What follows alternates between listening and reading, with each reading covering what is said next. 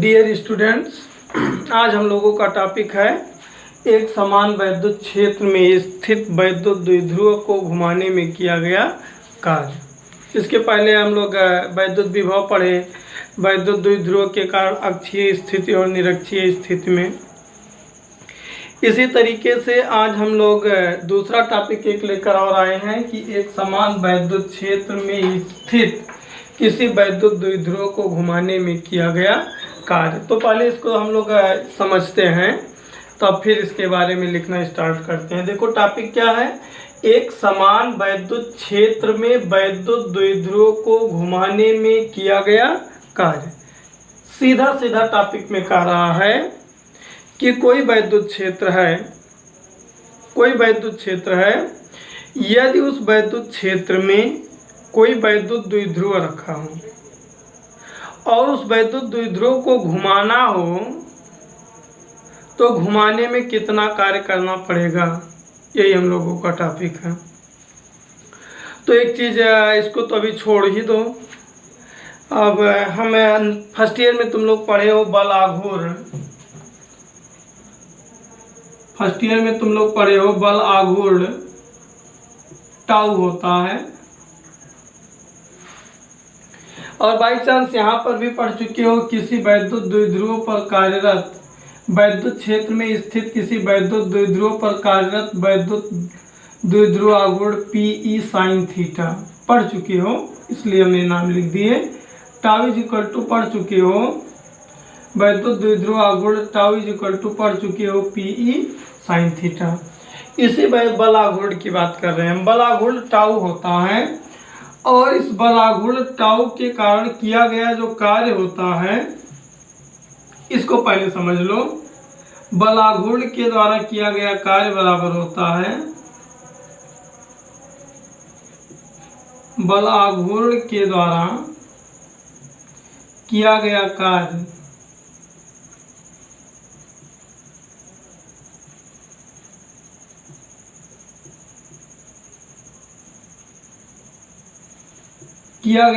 W बराबर होता है बल आघूर्ण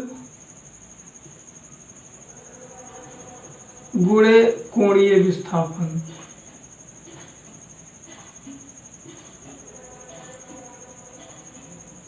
बल आघूर्ण गुणे क्या होता है, कोणीय विस्थापन।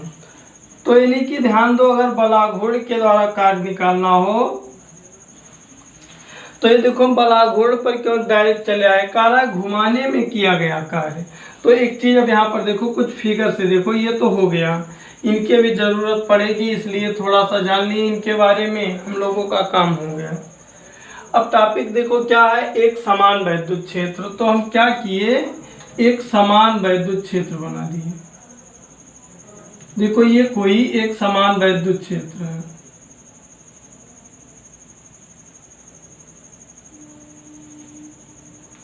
ये कोई एक समान वैद्युत क्षेत्र है। हमने इस वैद्युत क्षेत्र को E मान लिया। वैद्युत क्षेत्र में रखे वैद्युत द्विध्रुव, हम इसमें एक वैद्युत द्विध्रुव रख दिए, इसमें हम क्या कर दिए, एक वैद्युत द्विध्रुव रख दिए। अब देखो ये वैद्युत द्विध्रुव है, तब दो बिंदु आवेशों से मिलकर बना होगा।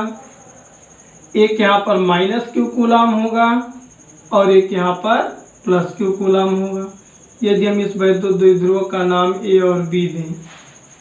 बहुत ध्यान से देखो, एक समान वैद्युत क्षेत्र E में कोई वैद्युत द्विध्रुव AB है जो -Q और +Q कूलाम आवेशों के कारण बना है। इसके बीच की दूरी क्या है, 2L है। ऐसा टॉपिक फिगर एक बार हो चुका है, इसलिए बहुत डिटेल में नहीं समझाएंगे। इस -Q कूलाम आवेश पर एक बल लगेगा, इधर क्या लगेगा, E × Q। वैद्युत क्षेत्र के विपरीत क्योंकि ऋण आवेश है, और धन आवेश पर लगेगा वैद्युत क्षेत्र की दिशा में E × Q।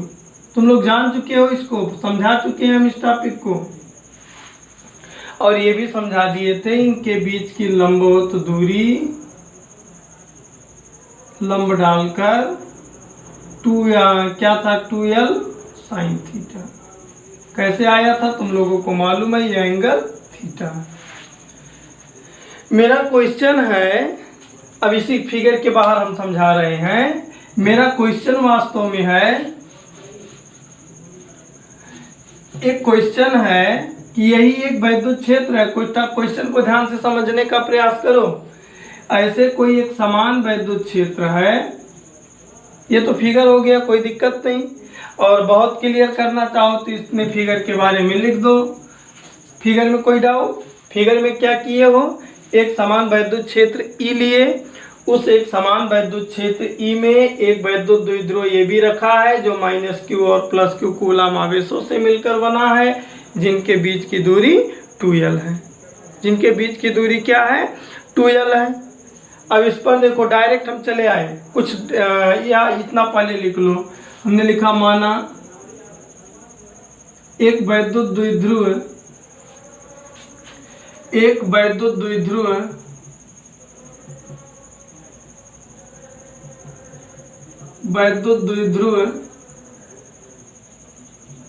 जो +q व -q कूलम आवेशों से मिलकर बना है,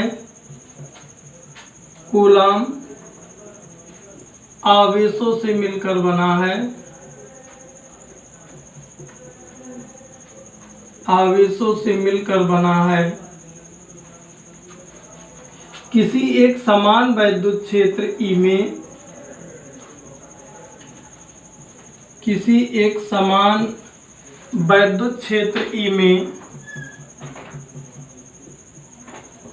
एक समान वैद्युत क्षेत्र कैपिटल ई में थीटा कोण पर रखा है, थीटा कोण पर रखा है। ठीक। अब देखो, तुम लोग जानते हो कि अगर कोई वैद्युत द्विध्रुव किसी वैद्युत क्षेत्र में किसी कोण थीटा पर रखा हो तो उस पर एक बल युग्म आघूर्ण टाउ = PE साइन थीटा कार्य करेगा। कोई डाउट नहीं, ये कार्य करेगा कितना, टाउ = PE साइन थीटा। इसके पिछले चैप्टर में हम इसको पढ़ा चुके हैं, ध्यान देना। इसके पिछले चैप्टर में ऐसा ही कोई फिगर बना था, वहाँ पर था दोनों बलों में से कोई एक बल आघूर्ण टाउ बराबर दोनों बलों में से कोई एक बल गुणे बलों के बीच की लंबवत दूरी, तो आया था 2l साइन थीटा। और उसके बाद हम इसी को लिख दिए थे इकट्ठा 2ql × E साइन थीटा। इस 2ql को क्या लिख सकते हो, PE साइन थीटा। ये बलागुण टाउ बराबर हुआ था। ये इस पहले चैप्टर में इस डेरिवेशन हुआ है। तो ये डेरिवेशन चूंकि हम कर चुके हैं कि अगर कोई एक समान वैद्युत क्षेत्र में वैद्युत द्विध्रुव रखा हो तो उस पर लगने वाला बल युग्म आघूर्ण टाउ = PE साइन थीटा होगा। चूंकि कर चुके हैं तो यहाँ पर हम लिख सकते हैं इस प्रकार, इस वैद्युत द्विध्रुव पर, इस वैद्युत द्विध्रुव पर, इस वैद्युत द्विध्रुव पर कार्य करने वाला बल युग्म आघूर्ण या कार्य करने वाला बल आघूर्ण टाउ = क्या होगा, टाउ = PE साइन थीटा होगा। अब देखो, हमको कार्य निकालना है ना, घुमाने में किया गया कार्य। तो अब यहाँ पर ध्यान दो, हम लोग मान लेंगे कि इस बलयुग्म ये क्या करेगा, यह बलयुग्म, यहाँ पर ध्यान दो। अब यहाँ पर फिर से इसके टॉपिक में पहले चैप्टर में चले जाओ। ये बलयुग्म क्या करता है, या बलयुग्म का आघूर्ण क्या करता है, इस वैद्युत द्विध्रुव को घुमाकर वैद्युत क्षेत्र के समांतर रखने का प्रयास करता है। क्या करता है, वैद्युत क्षेत्र को वैद्युत क्षेत्र के क्या करता है, समांतर करने का प्रयास करता है। अब देखो यहाँ पर लिखेंगे चूंकि यह वैद्युत द्विध्रुव, चूंकि यह बलाघूर्ण या यह बलयुग्म आघूर्ण वैद्युत द्विध्रुव को घुमाकर वैद्युत क्षेत्र के समांतर करने का प्रयास करता है, वैद्युत क्षेत्र के समांतर करने का प्रयास करता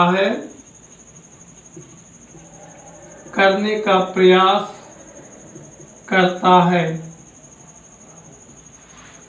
तुम लोगों को इसको ये जो कुछ टॉपिक लिखवाएगा पहले चैप्टर में हो चुका है, हमने बताया था। उस पर एक बलयुग्म आघूर्ण tau equal to P sine theta आया था। यह बलयुग्म आघूर्ण इसको वैद्युत क्षेत्र की दिशा में घुमाने का प्रयास कर रहा था। देखो यही कर दिए। अब हम क्या करेंगे, कार्य निकालना है, इसलिए हम ये सपोज करेंगे, माना किसी नियत बलयुग्म आघूर्ण के कारण अति सूक्ष्म विस्थापन डी थीटा हो तो, देखो यहाँ पर ध्यान से हम कह रहे हैं, माना इस बलयुग्म के कारण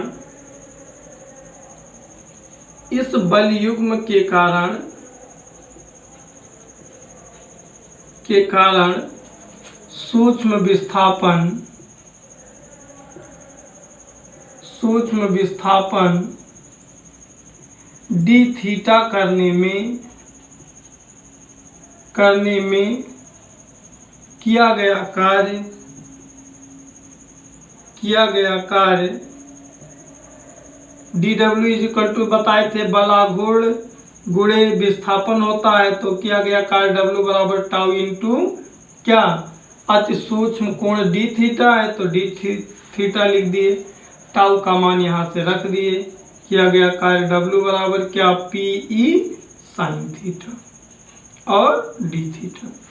ये तो अति सूक्ष्म कोण विस्थापन हो रहा है, तो कुल घुमाने में किया गया कार्य के लिए क्या कर दें, समाकलन कर दें। तो कुल कार्य हो जाएगा integration dw integration P E sign theta D theta. अब यहाँ एक और देखो लिमिट लगा देंगे θ1 टू θ2। ये लिमिट θ1 टू θ2 कैसे करते हैं, θ1 टू θ2 का मतलब क्या होता है, जैसे मान लो इसी वैद्युत क्षेत्र में ऐसे वैद्युत द्विध्रुव है, इस समय कोई कोण बन रहा है, ये θ1 है, मान लो इसको हम घुमाकर ऐसे कर दिए इस पोजीशन में, तो ये अब जो कोण बना रहा है वो θ2 बनाता है। मतलब वो जिस प्रारंभिक अवस्था में जो कोण बना रहा था वो θ1 होता है, और लास्ट में घुमाने के बाद जो कोण बनता है वो क्या होता है, θ2। अब देखो तुम लोगों को समाकलन का मेथड हम बताए हैं, dw का w हो गया और pe को हम लोग बाहर ले आएंगे, θ1 to θ2 cos theta D theta. cos का इंटीग्रेशन माइनस साइन थीटा होता है, इसलिए माइनस को भी बाहर ले आए। देखो या यहाँ लिख लो, कुछ समय के लिए तुम लोगों को कन्फ्यूजन है, माइनस साइन थीटा होता है, तुम लोग मैथ में पढ़े हो, θ1 टू θ2। लिमिट भी तोड़ना जानते हो इसलिए हम डायरेक्ट कर दिए, क्योंकि पहले चैप्टर में बता चुके हैं। cos θ2 minus cos θ1। ये देखो यहाँ एक और हेल्प हम लेंगे थोड़ा तुम लोगों का, अगर यहाँ माइनस कॉमन ले लें तो ये प्लस हो जाएगा ना, तो हम माइनस कॉमन ले लिए, क्या हो गया, PE cos θ1 माइनस cos θ2। यही इतना काम मेन है, इसके आगे थोड़ा सा काम है वो भी हम समझाएंगे, लेकिन पहले यही समझ लो कि किया गया कार्य यही है। अब यहाँ पर इस पूरे टॉपिक को एक बार फिर से समझो, यहाँ तो कोई डाउट ही नहीं हुआ होगा।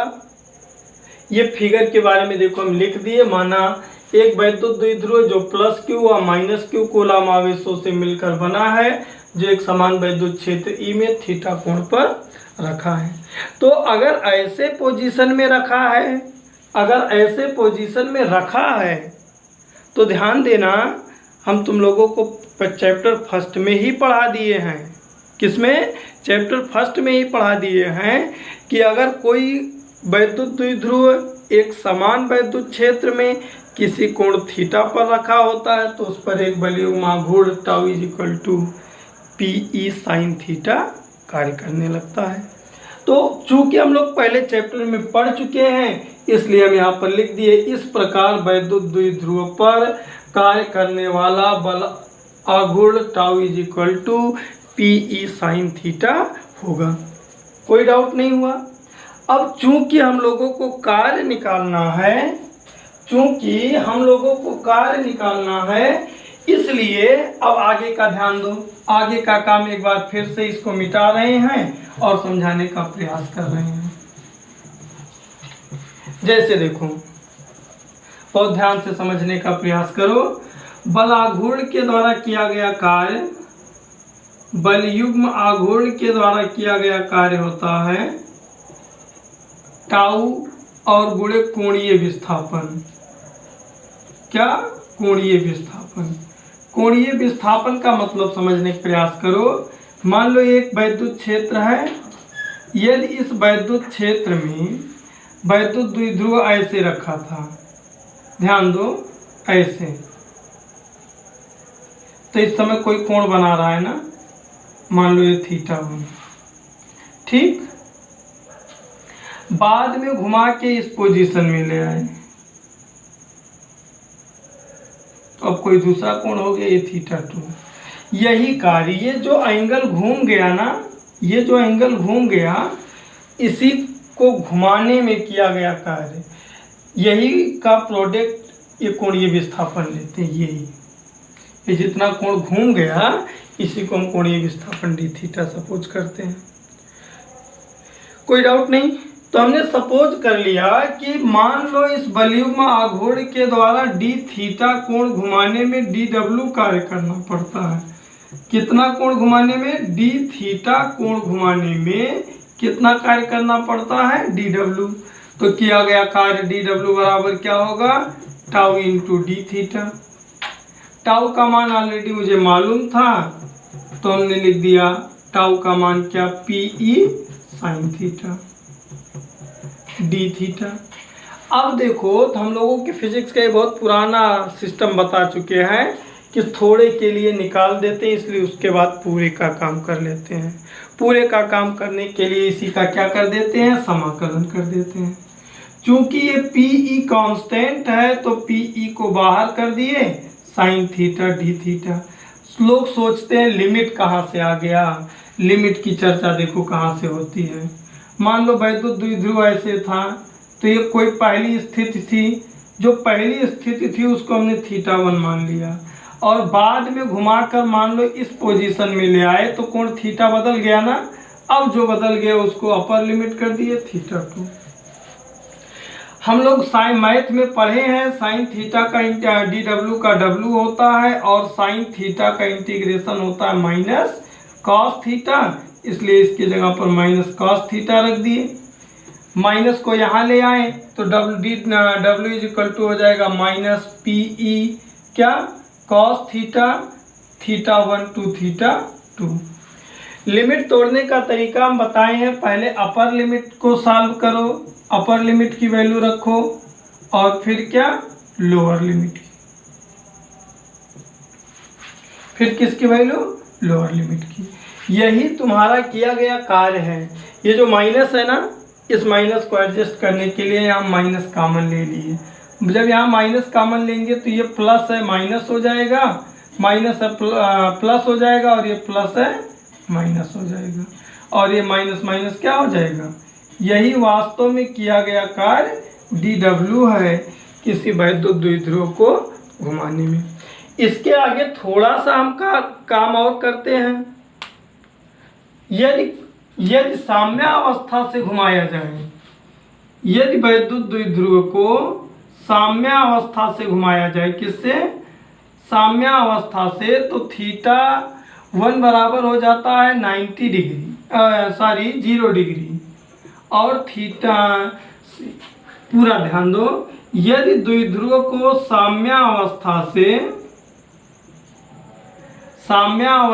से थीटा कोण घुमाया जाए, कितना कोण घुमाया जाए? थीटा कोण घुमाया जाए तो थीटा 1 बराबर 0 डिग्री हो जाता है और थीटा 2 बराबर थीटा हो जाता है। अगर ये मान इसमें हम रख दें तो क्या हो जाएगा, पी ई कॉस थीटा 1 की जगह पर 0 डिग्री माइनस कॉस थीटा 2। तो ये जो 0 डिग्री है, कॉस 0 डिग्री का मान क्या होता है 1 माइनस कॉस थीटा 2। अब अगर साम्यावस्था से कहेगा तो ये फार्मूला यूज करना, नहीं तो ये हम लोगों का जनरल फार्मूला या main formula W is equal to minus P E cos theta 1 minus cos theta 2 तो है ही। इस तरीके से आज हम लोग एक और नेक्स्ट टॉपिक तैयार कर लिए। एक समान वैद्युत क्षेत्र में रखे हुए वैद्युत द्विध्रुवों को घुमाने में किया गया कार्य। वह कार्य W इज इक्वल टू क्या आया, P E cos theta 1 minus cos theta 2। लेकिन यदि उसको साम्यावस्था से घुमाया जाए तो W is equal to P E 1 minus cos theta 2। Sorry, यहाँ थीटा 2 नहीं होगा, थीटा 2 की वैल्यू क्या रख दी है थीटा, तो P E 1 minus cos theta. इसको तुम लोग अपनी कॉपी में नोट कर लोगे और एक बार इस लेक्चर को देखकर इसको समझने का प्रयास करोगे।